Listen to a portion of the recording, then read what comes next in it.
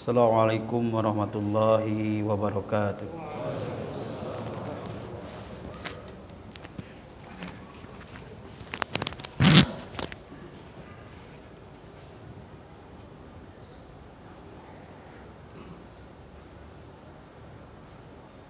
الله أكبر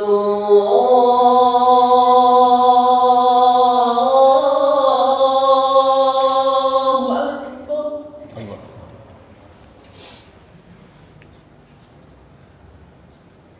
الله أكبر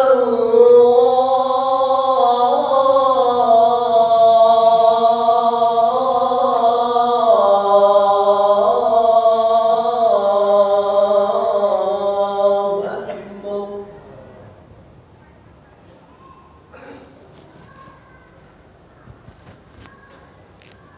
أشهد أن لا إله إلا الله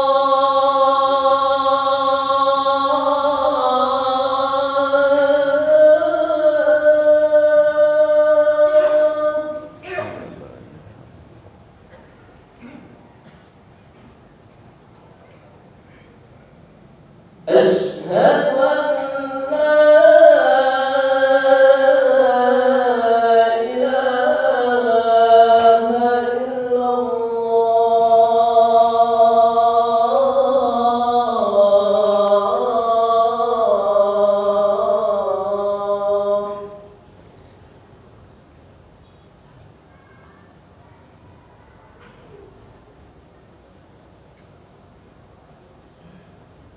أشهد أن محمدا رسول الله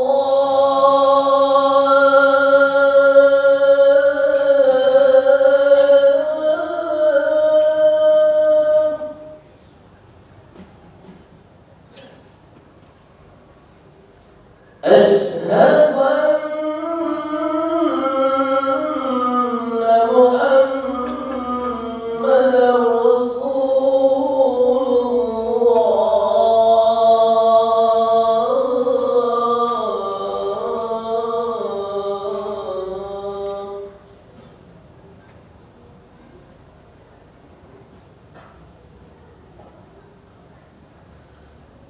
حي على الصلاة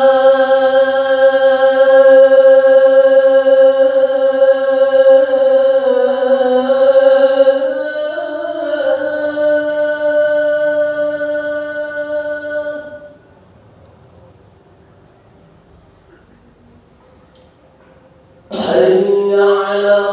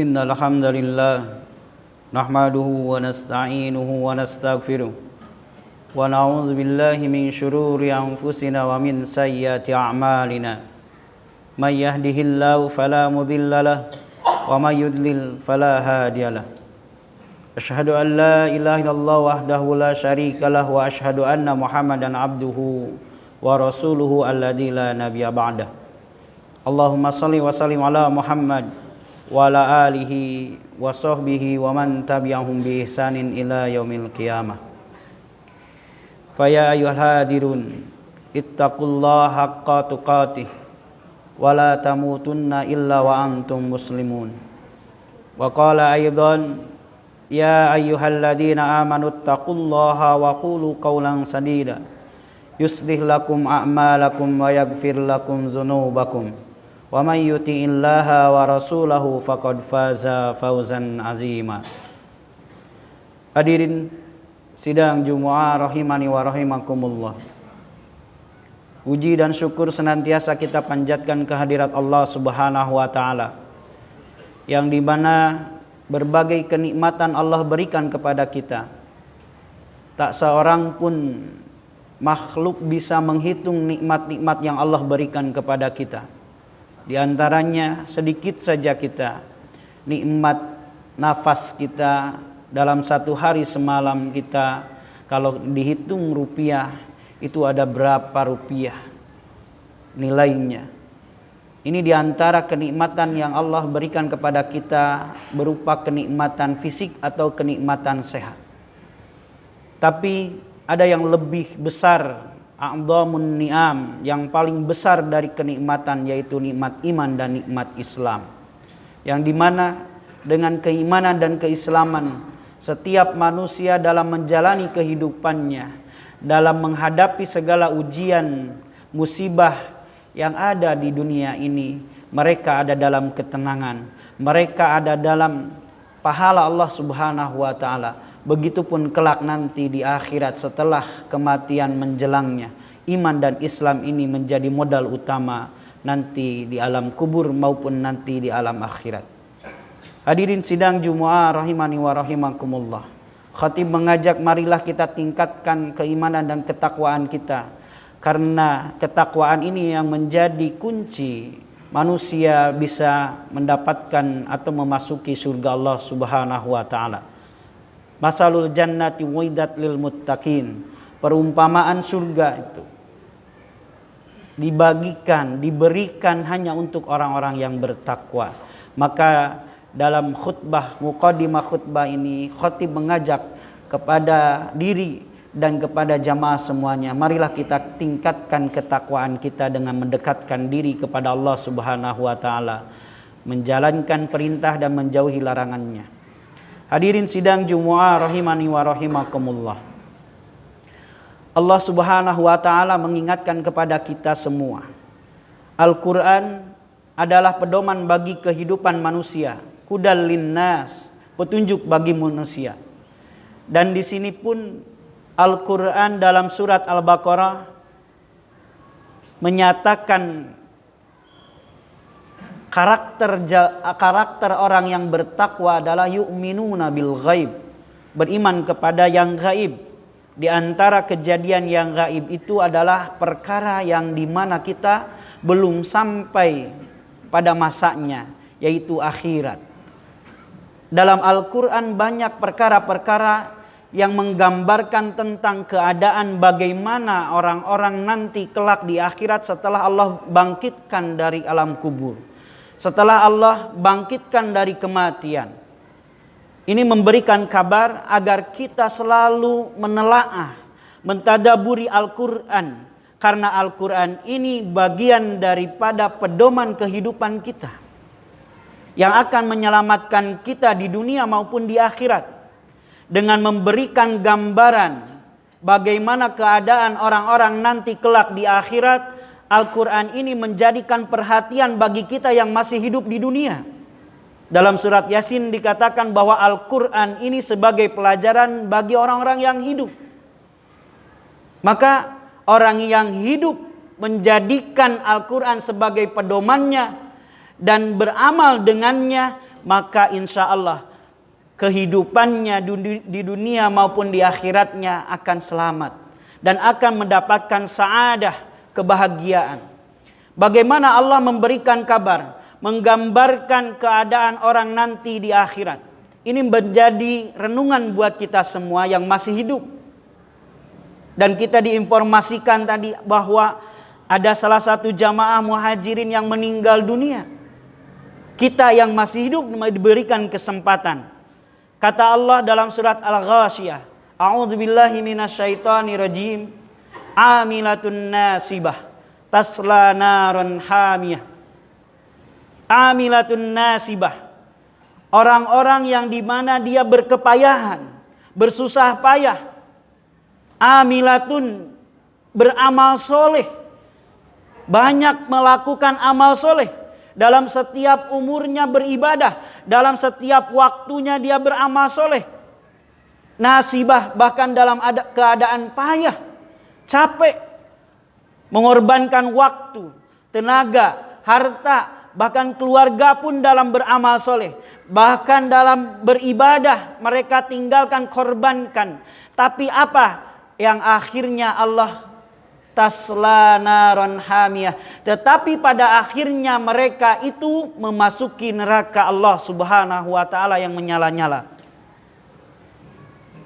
Berarti di neraka ini menggambarkan bukan hanya orang yang penuh dengan dosa, penuh dengan kemaksiatan, bahkan bukan ahli zina, ahli korupsi, tetapi ada juga orang amilatun nasibah. Mereka itu giat dalam beribadahnya, bersusah payah dalam beribadahnya. Ini bukan menggambarkan tentang kepesimisan kita ahli ibadah, tapi ini menggambarkan untuk menjadi muhasabah bagi kita semua, untuk memperbaiki ibadah kita. Bukan hanya dari kuantitas kita memperbanyak ibadahnya, tapi kita harus lihat dari kualitas ibadah itu sendiri. Tabi'in, seorang tabi'in ulama atau as-salami, ketika itu datang ke pasar, menjual kain hasil tenunannya. Pada saat itu kepada tukang atau ahli kain, ingin menjual kain hasil tenunannya itu. Lalu dilihatlah oleh ahli kain itu, wahai sahabatku atau as-salami, kain Anda ini cacat. Kain Anda ini tidak layak.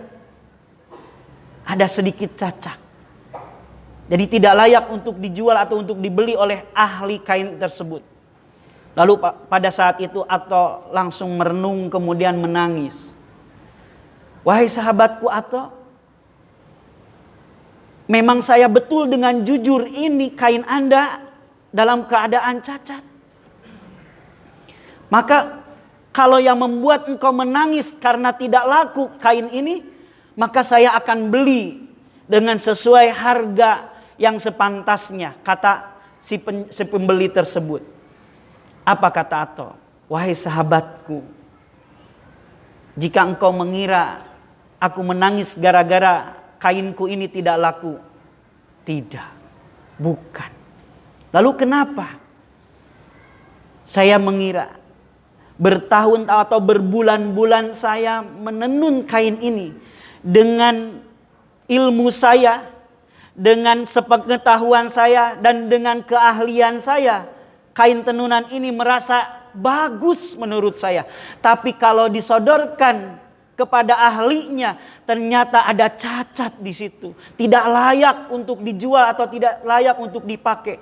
Apalagi dengan amal saya yang saya tahun-tahun saya bina, tahun-tahun saya bangun, tahun-tahun saya laksanakan di dunia. Tetapi ketika Allah sudah melihatnya, seorang ahlinya, Allah itu yang menilai segala amal ibadah. Benar dan tidaknya, baik dan salahnya ibadah kita bukan di hadapan manusia, tapi nanti kelak di hadapan Allah subhanahu wa ta'ala. Ketika disodorkan amalku di hadapan Allah, ternyata amalku sia-sia. Aku yang membuat aku menangis ini, bagaimana nanti kelak? Maka aku teringat dengan salah satu ayat, dengan dua ayat. Amilatun nasibah tasla naron hamiyah. Mereka bersusah payah beramal soleh, Tapi pada akhirnya setiap amalnya tidak ada penilaian dari ahlinya, yaitu Allah Subhanahu wa ta'ala. Malaikat pun tidak bisa menentukan orang ini salah dan benar. Seorang nabi rasul pun nanti kelak tidak bisa menentukan ini salah dan benar. Tapi hakim, yang satu-satunya hakim yang menyatakan amalan kita diterima dan ditolaknya adalah Allah Subhanahu wa ta'ala. Maka pada saat itu atau mengatakan ternyata di neraka bukan hanya orang yang berdosa, bermaksiat. Ada banyak ahli ibadah pun ternyata memasuki neraka Allah Subhanahu wa ta'ala. Wal-iyazubillah. Disinilah jamaah Jumu'ah rahimani wa rahimakumullah. Bukan untuk menjadikan kita pesimis, tapi ini adalah sebuah muhasabah. Ternyata banyak hal-hal yang merusak amal ibadah kita. Banyak hal yang merusak amalan kita di hadapan Allah Subhanahu wa ta'ala. Maka oleh sebab itu, janganlah kita menjadi orang yang ujub, berbangga diri di hadapan Allah. Kami ahli ibadah, saya ahli masjid, saya ahli pengajian, mereka ahli maksiat. Tidak. Karena boleh jadi di hadapan Allah Subhanahu wa ta'ala, kita yang ujub ini, ahli ibadah yang ujub ini, akan sia-sia dan akan paling duluan masuk neraka Allah Subhanahu wa ta'ala. Wal iyadzubillah. Barakallahu li wa lakum fil Qur'an.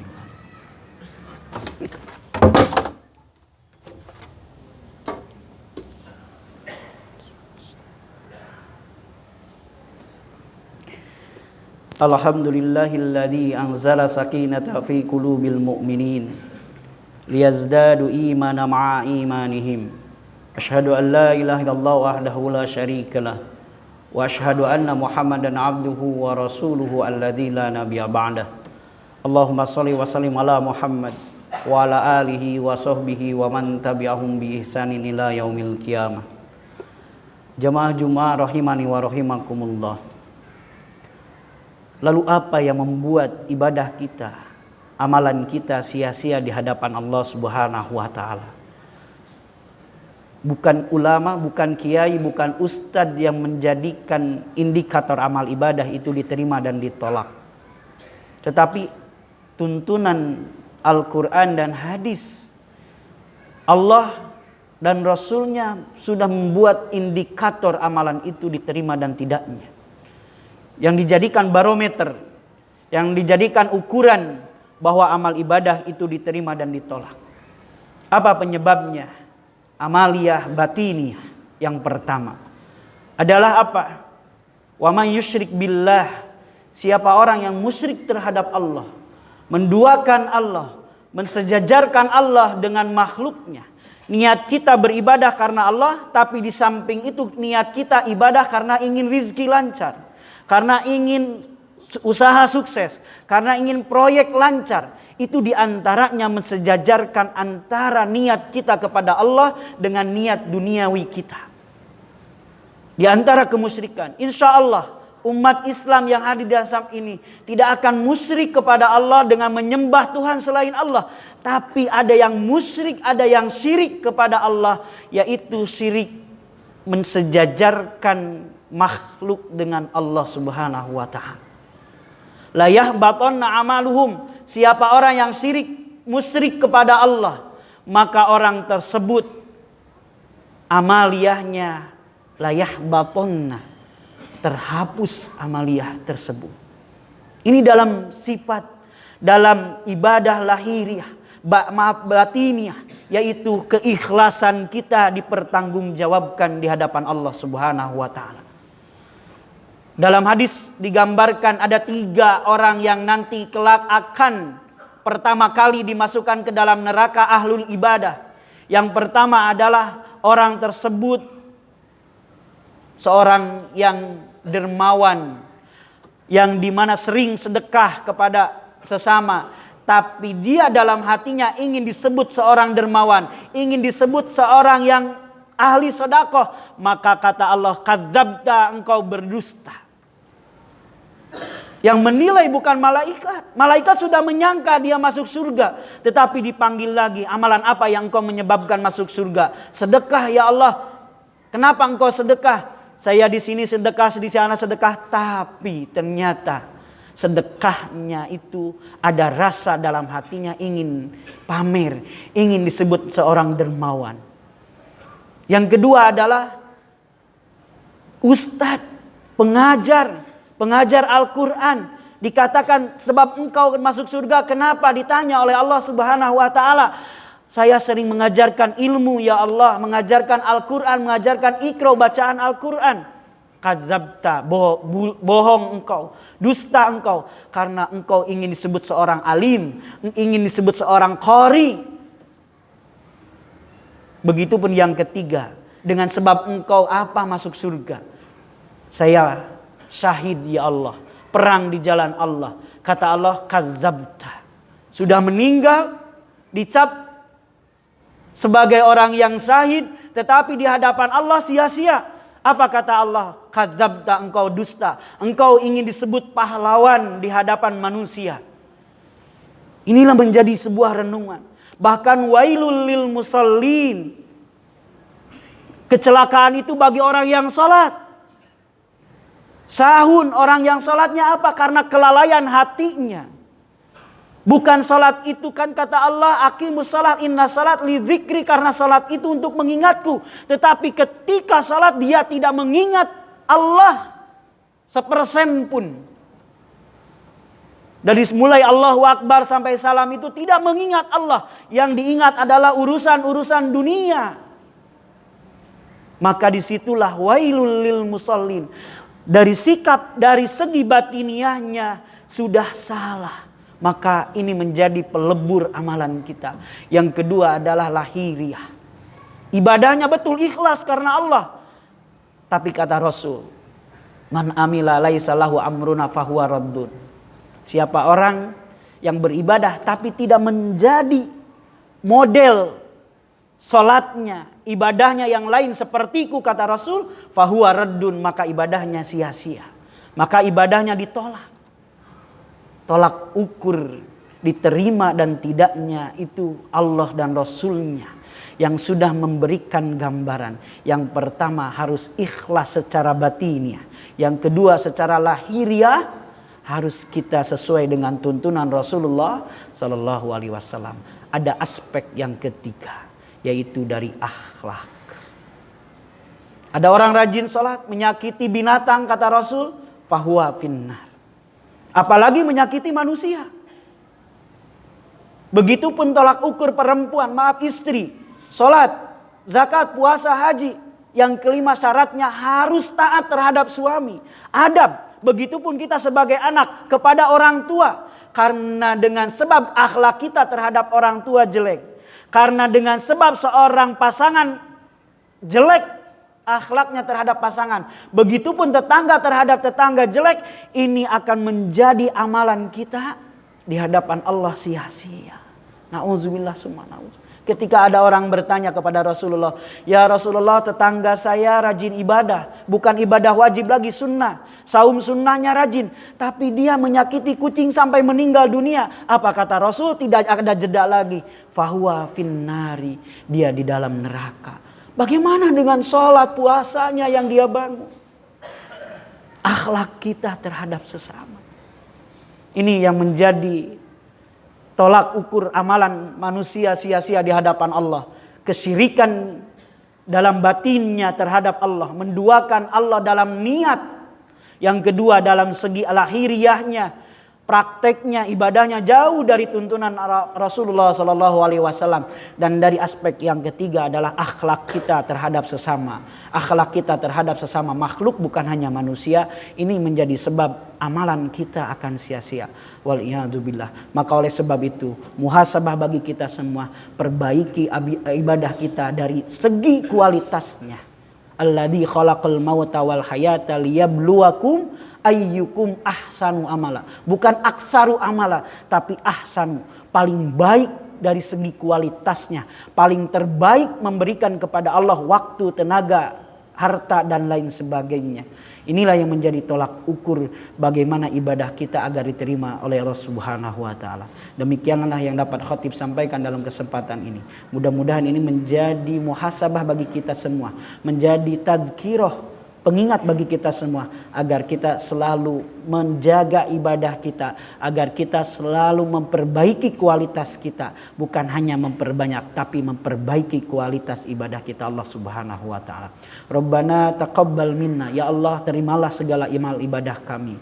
Rabbana zalamna anfusana wa illam taghfir lana wa tarhamna lanakunanna minal khasirin. Rabbana la tuzigh qulubana ba'da idh hadaitana wa hab lana min ladunka rahmatan innaka antal wahhab. Ya muqallibal qulub sabbit qalbi ala dinik. Ya musarrifal qulub sarrif qulubana ala taatik. Rabbana atina fid dunya hasanah wa fil akhirati hasanah wa qina adzabannar. Aqulu qouli hada wa astaghfirullah li wa lakum walhamdulillahi rabbil alamin. Aqimus shalah.